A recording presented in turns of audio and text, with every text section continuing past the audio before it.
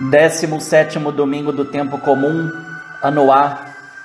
Primeira leitura, 1 Reis 3, versículos 5 e versículos 7 a 12. Salmo 118. Segunda leitura, Romanos 8, 28 a 30. Evangelho, Mateus 13, 44 a 52. Para falar sobre o reino dos céus, um mistério que somente não está oculto para Jesus, a escolha de 7 parábolas foi um caminho pedagógico. Por um lado, porque a dimensão do mistério aparece preservada, pois em todas as parábolas se encontra algo escondido ou invisível aos olhos humanos, ou que precisa ser procurado. Por outro lado, algo fundamental desse mistério também aparece revelado e compromete o ser humano em uma tomada de decisão. No caso das 3 últimas e breves parábolas proclamadas neste domingo, o reino dos céus é comparado com algo que já se encontra no local: o tesouro escondido no campo, a pérola valiosa já de posse de alguém, e a rede que, ao ser usada, apanha todo tipo de peixe.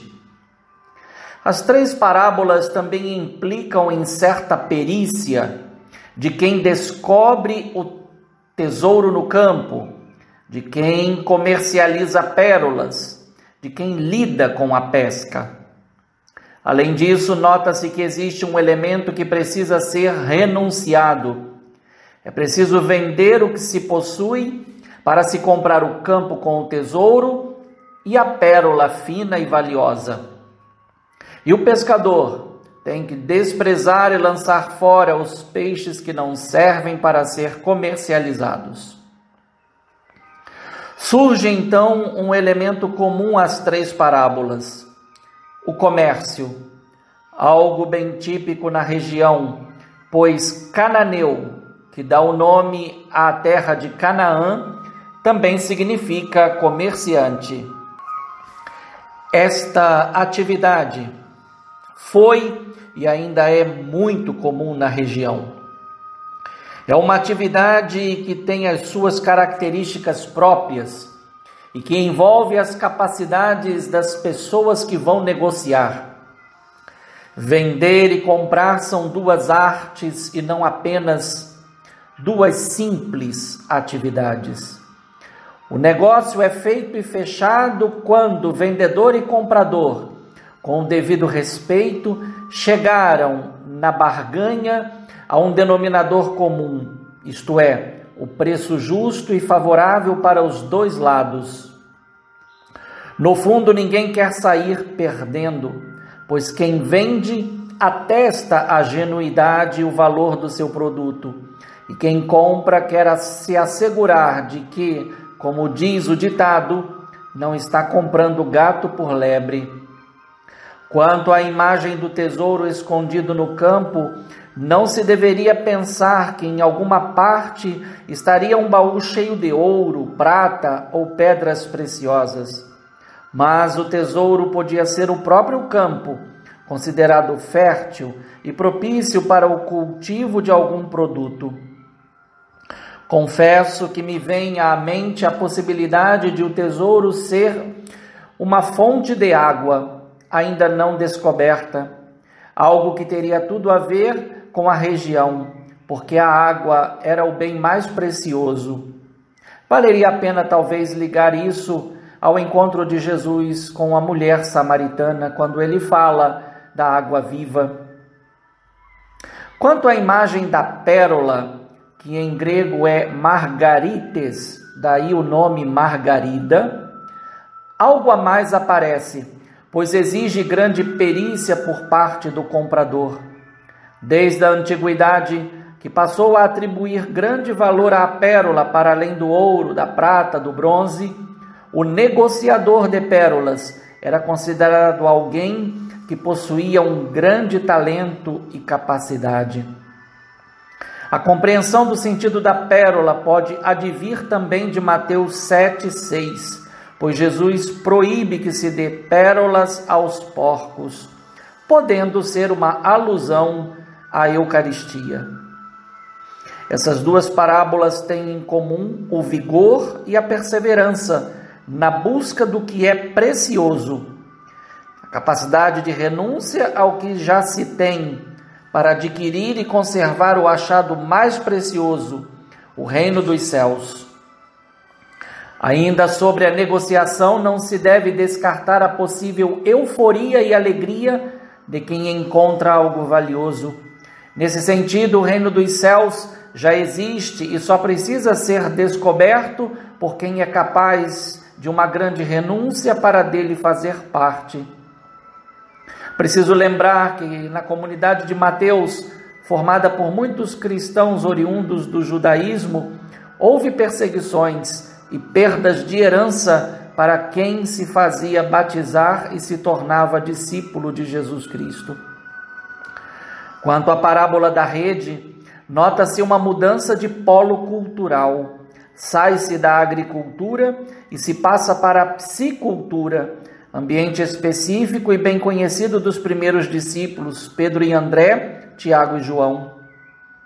A sua estrutura e explicação, porém, é muito próxima da parábola do joio semeado no campo no meio do trigo.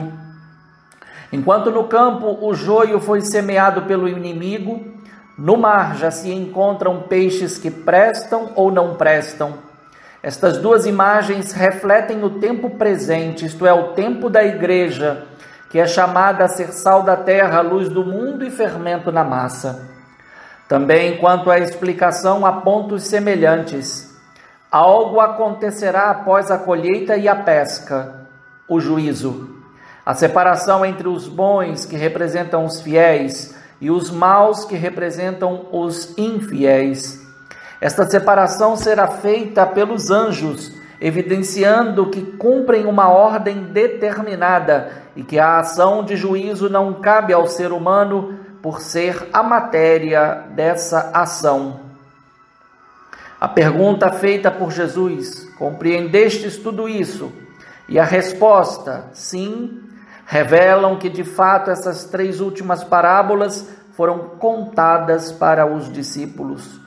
Estes, chamados a participar do reino dos céus, são comparados ao que encontrou o tesouro no campo e ao negociador de pérolas, porque são ativos e saem em busca do que é valioso. Ao lado disso está a habilidade do discípulo, que não apenas é comparado ao pescador que sabe lançar as redes, mas que é também capaz de emitir um juízo, pois sabe separar o peixe bom do peixe ruim, isto é, o ímpio do justo. Então, se por um lado o bem tende, por sua própria natureza, a ser comunicado, por outro lado, o reino dos céus, por sua natureza, quer contar com o trabalho apostólico e evangelizador.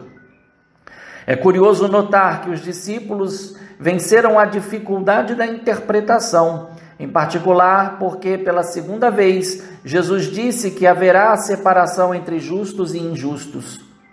Um problema sempre atual e, ao mesmo tempo, tão antigo, pois faz sofrer imensamente os que buscam ser fiéis ao Evangelho e são perseguidos de diversas formas. Haverá recompensa, mas não nessa vida, e esta será boa para os justos e muito dura para os injustos, que experimentarão a fornalha de fogo e terão uma sorte diferente dos 3 jovens do livro de Daniel, que foram protegidos por um anjo. Pois para os ímpios haverá choro e ranger de dentes, imagem talvez da madeira estalando ao ser queimada. O relato é concluído por uma máxima de tipo sapiencial. Deve-se dizer que a tradução mestre da lei não é a melhor, pois o texto traz gramateus, isto é, escriba, que representa uma categoria importante no mundo antigo. É certo que dentro do judaísmo se aplicava a quem se empenhava em reproduzir a lei, fazer cópias. Por isso tinha grande conhecimento dela e podia chegar a ensinar a lei como um mestre. A questão, porém, está centrada na conversão, pois o escriba se torna discípulo do reino. Não é uma simples passagem, mas consistiu, de fato, numa perda de status na sociedade judaica. Se pensarmos em Paulo e no que está dito em Romanos 8, 28 a 30, se percebe que esta mudança é fruto do chamado de Deus, mas é também fruto da resposta do ser humano, que diante da grandeza do chamado, confessa sua pequenez, como Salomão, em 1 Reis 3, 5, 7 a 12. No final, nota-se mais uma parábola. O discípulo no reino dos céus é como um pai de família. Então não são 7 parábolas no capítulo 13, mas 8, onde discípulo está para pai e reino dos céus está para família, estabelecendo uma nova ordem nas relações, que, sem dúvida, caracterizam a imagem da igreja como família de Deus. 2 elementos causam surpresa na última notícia: a volta do substantivo tesouro e a inversão, pois por primeiro saem coisas novas e depois as velhas. Com isso, Mateus buscou estabelecer a relação que existe entre o cumprimento, manifestação messiânica de Jesus, o Novo, e as promessas do Antigo Testamento, o Velho. Não há como afirmar se o escriba convertido em discípulo seja uma alusão ao que aconteceu a Mateus, como se fosse uma discreta assinatura do evangelista. Contudo, é certo que, ao se tornar pai de família, assumiu a responsabilidade pela comunidade de fé, pois é ele quem abre a despensa, isto é, o tesouro da revelação da verdade, para instruir toda a família, bem como atender aos hóspedes que nela houver. A riqueza, portanto, significada no tesouro, a pérola e os bons peixes, diz respeito tanto aos mistérios do reino, como à ação da comunicação e do ensinamento da verdade, que liberta e livra da condenação. Um bom e santo domingo no Senhor. Um fraterno abraço, Padre Leonardo Agostini.